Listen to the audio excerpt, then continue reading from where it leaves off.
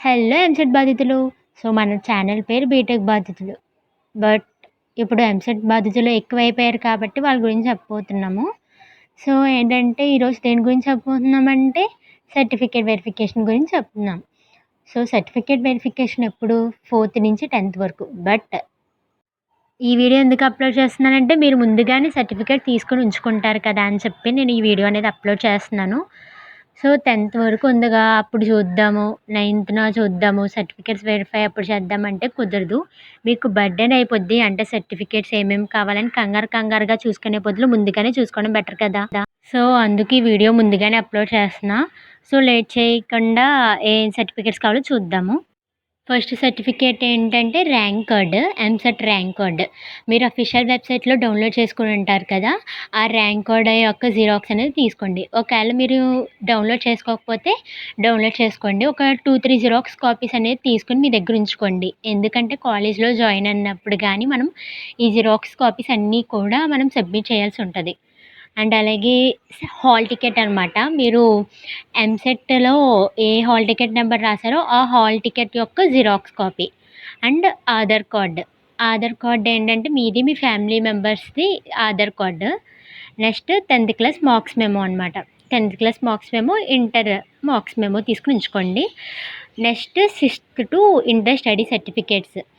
మీకు ఒకవేళ study certificate లేకపోతే స్కూల్ దగ్గర కానీ కాలేజ్‌లో గానీ వెళ్లి అడగండి ఇస్తారు. ఫర్ సపోజ్ 6th నుంచి 8th ఒక స్కూలు, 9-10th ఒక స్కూలు సర్టిఫికేట్స్ 2 కంబైన్డ్‌గా లేవు. ఏమవుతదంటే పర్లేదు, ఏమవ్వదు. అండ్ 6th-10th, 6th-8th అలా ఉన్నా పర్లేదు, ఏమవ్వదు. ఓకే. ఇంటర్ స్టడీ సర్టిఫికేట్ ఏంటంటే మీరు కాలేజ్ అయిపోయిన వెంటనే మీ కాలేజోళ్ళు ఇస్తారు సైన్ పెట్టి. అది జిరాక్స్ తీసుకొని ఉంచుకోండి. టీసీ ఇంటర్‌ది కావాలి. ఓసీడబ్ల్యూఎస్ సర్టిఫికేట్ అనేది మెయిన్ అనమాట ఓసీ వాళ్ళకి. ఎందుకంటే వాళ్ళకి రిజర్వేషన్ లేదు కదా! సో, ఇది ఈడబ్ల్యూఎస్ ఉంటే కొంచెం సీట్ వచ్చే ఛాన్సెస్ ఎక్కువుంటది. అంటే మీకు ర్యాంక్ ఒక ఫర్ సపోజ్ 90K అలా వచ్చినా సరే ఈ ఈడబ్ల్యూఎస్ సర్టిఫికేట్ వల్ల కొంచెం మన యూజేజ్ అనేది ఉంటది. నెక్స్ట్ క్యాస్ట్ సర్టిఫికేట్ ఏంటంటే బీసీ, ఎస్సీ, ఎస్టీ వాళ్ళకి క్యాస్ట్ సర్టిఫికేట్ అనేది కావాలి. ఇన్‌కమ్ సర్టిఫికేట్ మీ ఫాదర్ యొక్క ఇన్‌కమ్ ఎంత సంపాదిస్తారో ఆ ఇన్‌కమ్ ఉంటది కదా! దాని యొక్క సర్టిఫికేట్. అండ్ ఏంటంటే సర్టిఫికేట్ ఇన్‌కమ్ 1,00,000 కన్నా తక్కువ ఉండాలి. ఓకే. అలా ఉంటే సీట్ వచ్చే ఛాన్స్ ఉంటది. అది లేకపోయినా సరే white ration card.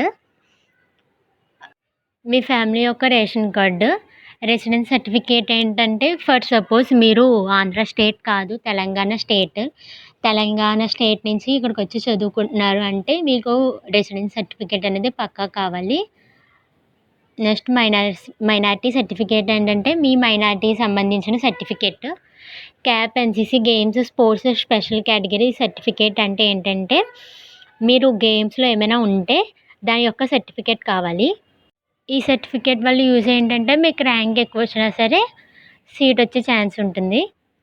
Special category certificate అంటే ఏంటంటే మీరు ఫిజికల్లీ హ్యాండిక్యాప్డ్ అయినా, లేకపోతే మీ ఫాదర్ ఆర్మీలో ఉన్నా సరే ఈ సర్టిఫికేట్స్ అనేది మనకి అవసరం అనమాట. దీనివల్ల ర్యాంక్ అనేది ఎక్కువొచ్చినా సరే మనకి సీట్ వచ్చే ఛాన్స్ ఉంటుంది.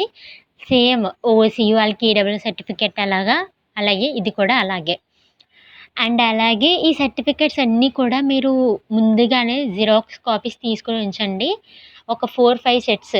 అంటే సర్టిఫికేట్ వెరిఫికేషన్ అప్పుడు మరి మనం కంగారు పడే బదులు ముందే జాగ్రత్తగా తీసుకొని ఉంచుకుంటే బెటర్ కదా!